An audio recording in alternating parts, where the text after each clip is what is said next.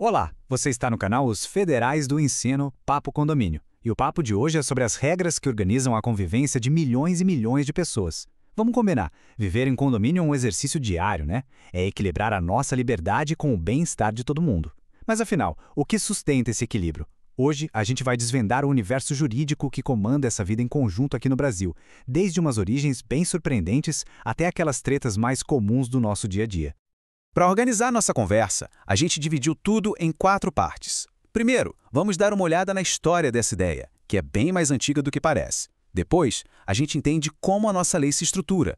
Em seguida, mergulhamos nas regras do jogo do dia a dia. E para fechar, vamos ver como a lei entra em campo para resolver os conflitos mais comuns. Então vamos lá. Quando a gente pensa em condomínio, vem logo a imagem de um prédio moderno, né? Mas a ideia de dividir espaços e responsabilidades, essa é muito mais antiga. Parece até mentira, mas é a pura verdade. Existem registros de habitações coletivas e de propriedade dividida lá na Babilônia, coisa de 2000 anos antes de Cristo, e no Egito também. Ou seja, essa necessidade de organizar a vida em comunidade é uma coisa que acompanha a humanidade há milênios. E claro que essa ideia foi evoluindo. Lá no Império Romano, por exemplo, já existia o edil, um cara que fiscalizava as construções e o bem-estar de todo mundo. O conceito de comúnio também já falava de propriedade compartilhada. Dando um salto gigantesco para cá, para o Brasil, o grande boom veio com o crescimento das cidades. A Lei de 1964, que ficou conhecida como a Lei da Propriedade Horizontal, foi o grande marco que botou no papel os direitos e deveres. E mais recentemente, em 2002, o nosso Código Civil veio e juntou tudo isso, consolidou as regras. Muito bem, agora que a gente já viu de onde veio a ideia, vamos entender como essa evolução toda se reflete na lei que temos hoje aqui no Brasil. Como é que a legislação organiza os diferentes tipos de condomínio? O tipo mais comum, onde a maioria das pessoas mora, é o tal do condomínio edilício. A lógica por trás dele é simples e, na verdade, bem engenhosa. É uma fusão de 2 tipos de propriedade. De um lado, a propriedade exclusiva, que é o seu apartamento, sua casa, sua loja. Ali, quem manda é o dono. E do outro lado, a propriedade comum, que é tudo aquilo dividido por todos. Corredores, elevadores, piscina, o hall. Mas não existe só esse modelo não. A nossa lei reconhece outras formas. O condomínio de lotes, que foi formalizado em 2017, pega essa mesma ideia e aplica a terrenos, sabe? Muito comum naqueles loteamentos fechados. E ainda existe o condomínio geral, que é quando várias pessoas são donas da mesma coisa. Uma coisa que não dá para dividir. Imagina aí irmãos que herdam uma única casa, por exemplo. Agora, para ficar bem claro, olha só essa comparação. De um lado, no edilício, a propriedade é dividida. Cada um tem sua unidade e mais um pedacinho das áreas comuns. As despesas são pagas pela famosa cota condominial. Já no geral, do outro lado, todo mundo é dono do todo junto. As despesas são simplesmente rateadas, divididas entre os donos. São 2 lógicas bem diferentes. Ok, a estrutura está entendida, mas e na prática, no dia a dia? Quais são os documentos que realmente mandam na vida, nos direitos e nos deveres de quem mora em condomínio? Essa imagem aqui é perfeita para entender. Pensa na convenção do condomínio como se fosse a constituição do lugar. É o documento principal, o mais robusto. É ele que define a estrutura, os direitos e os deveres mais importantes. E para mudar alguma coisa nele, precisa de 2/3 dos votos. Já o regimento interno, esse é o livro de regras do dia a dia. É mais flexível, fala de horário da piscina, de como usar o salão de festas. E para mudar, basta a maioria simples. Um complementa o outro, mas olha, se der conflito, quem manda é sempre a convenção. E um dos conceitos mais importantes que está lá na convenção é a tal da fração ideal. E o ponto-chave aqui é o seguinte: esse não é um número aleatório.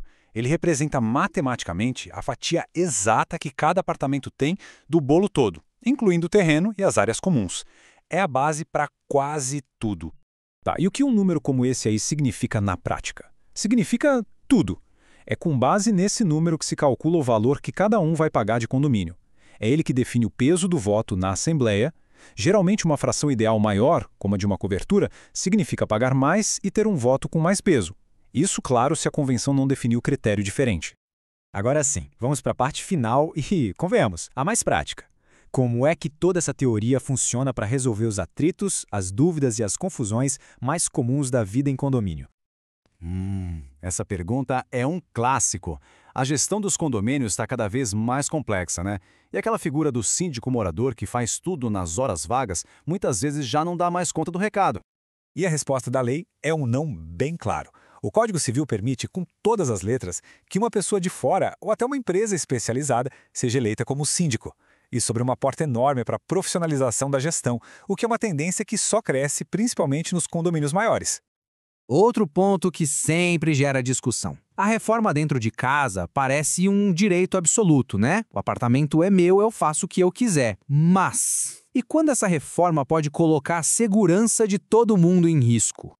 De jeito nenhum. Existe uma norma técnica da ABNT, a 16.280, que é muito rigorosa com isso. Qualquer obra que mexa na estrutura, tipo derrubar uma parede, tem que ter um profissional responsável, um projeto técnico e, o mais importante, a aprovação do síndico antes de começar.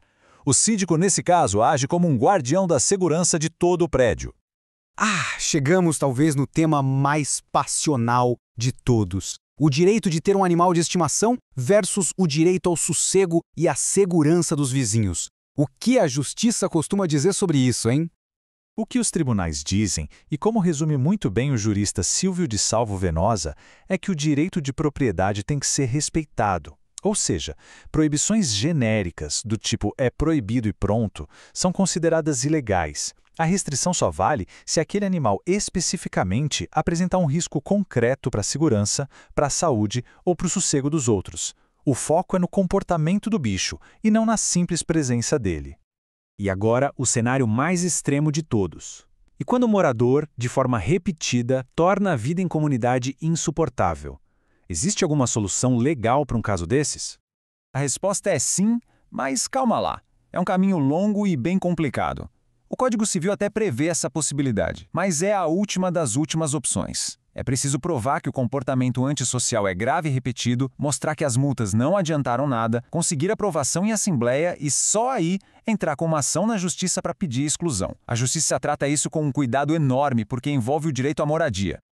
No final das contas, depois de tudo isso, a vida em condomínio nos força a refletir, né? Com todas essas leis, convenções e regimentos, a boa convivência se torna um direito que a gente pode exigir ou é um dever que precisamos praticar todo santo dia? Talvez a resposta seja que é, no fundo, as duas coisas. Federais do Ensino, um papo melhor para um mundo melhor, produzido por J. Nascimento. Se você gostou deste conteúdo, deixe seu like e siga as nossas redes sociais. Federais do Ensino, @papo no condomínio, @gmail.com.